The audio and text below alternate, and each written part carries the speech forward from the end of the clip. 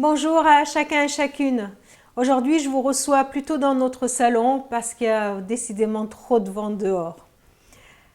Je vous propose de lire le psaume 103 du recueil de David. Je veux dire merci au Seigneur. De tout mon cœur, je veux remercier l'unique vrai Dieu. Oui, je veux remercier le Seigneur sans oublier un seul de ses bienfaits. Je voudrais m'arrêter là dans la lecture et je me permets de vous poser une question. Pourquoi voudriez-vous dire merci à Dieu aujourd'hui? Quels sont les bienfaits de Dieu à votre égard? Franchement, pourquoi il est important de n'oublier aucun de ces bienfaits comme le dit le psalmiste? Je vais vous proposer un petit exercice. Vous allez mettre la vidéo en pause. C'est l'avantage de la vidéo, c'est qu'on peut l'arrêter. Et puis, je vous propose de prendre une feuille et d'écrire sur votre feuille tous les sujets pour lesquels vous voulez dire merci au Seigneur. Ce qu'il a fait pour vous depuis votre naissance et ce qu'il est pour vous. Ça vous va? Allez, pause. Alors, vous l'avez fait? Vous reprenez la vidéo maintenant? Alors, on va continuer la lecture de psaume. Et on va voir dans la suite de la lecture la liste du psalmiste. Il met à la fois dans sa liste ce que le Seigneur a fait pour lui, ce qu'il est pour lui. Je vous donne encore une consigne. Prenez votre liste sous les yeux, celle que vous venez de faire, et pendant la lecture ou juste après, mettez une croix devant chaque élément de cette liste, de la liste du psaume. Quand ce qui est mentionné vous parle, vous vous dites « Ah oui, ça je l'ai vu ». Ok? Donc vous prenez votre Bible et vous checkez dans la liste du psalmiste ce que vous auriez mis vous aussi sur votre liste. Allez, on continue la lecture à partir du verset 3. C'est lui qui pardonne toutes mes fautes, qui guérit toutes mes maladies. Il m'arrache à la tombe, me comble de tendresse et de bonté. Il remplit ma vie de bonheur, il me donne une nouvelle jeunesse. Je suis comme l'aigle qui prend son vol. Le Seigneur intervient pour redresser les torts, il rend justice à tous ceux qu'on opprime. Il a fait connaître ses plans à Moïse et ses exploits au peuple d'Israël. Le Seigneur est compatissant et bienveillant, patient d'une immense bonté. Il ne fait pas constamment des reproches. Il ne garde pas éternellement rancune. Il ne nous a pas punis comme nous l'aurions mérité. Il ne nous a pas fait payer le prix de nos fautes. Sa bonté pour ses fidèles monte aussi haut que le ciel au-dessus de la terre. Il met entre nous et nos mauvaises actions autant de distance qu'entre l'Est et l'Ouest. Le Seigneur aime ses fidèles comme un père aime ses enfants.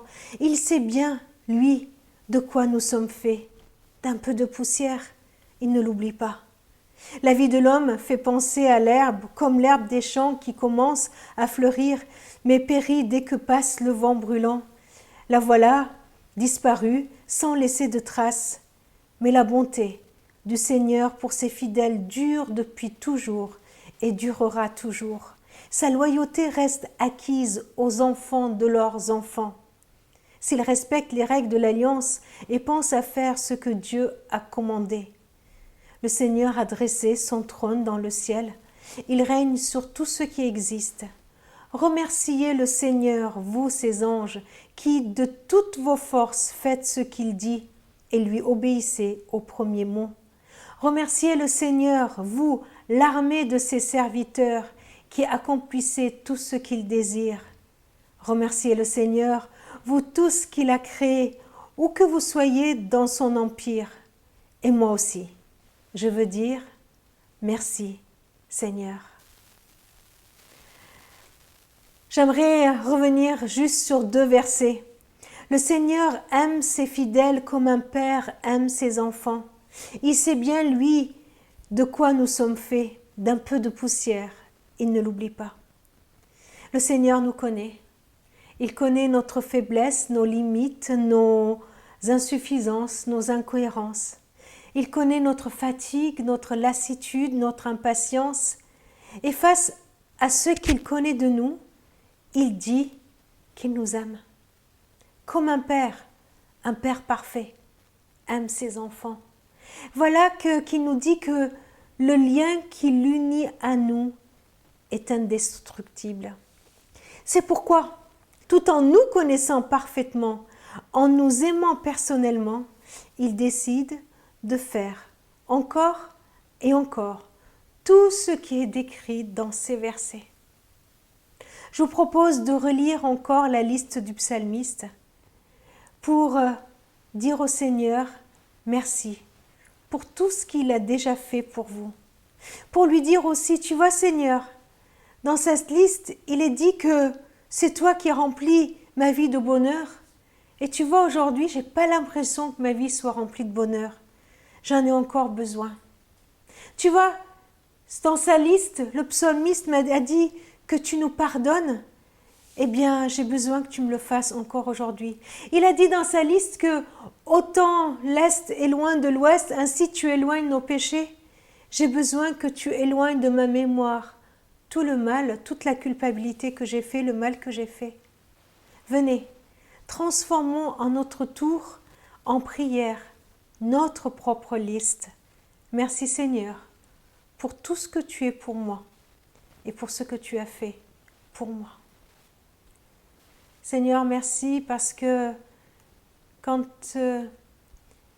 j'apprends que tu me connais parfaitement, tu sais de quoi je suis fait, je peux avoir peur que tu arrêtes de m'aimer, peur que tu te détournes de moi. Et pourtant, c'est le contraire qui se passe. C'est parce que tu sais exactement qui je suis, que tu déploies toute ta force et que tu viens et que tu me donnes tout ce que moi je ne suis pas capable d'avoir ni de faire. Alors je voudrais te louer pour cela. Merci Seigneur pour qui tu es. Amen. Que les bienfaits de l'Éternel vous viennent en mémoire chaque heure de cette journée et que votre journée soit remplie de reconnaissance envers lui. À demain.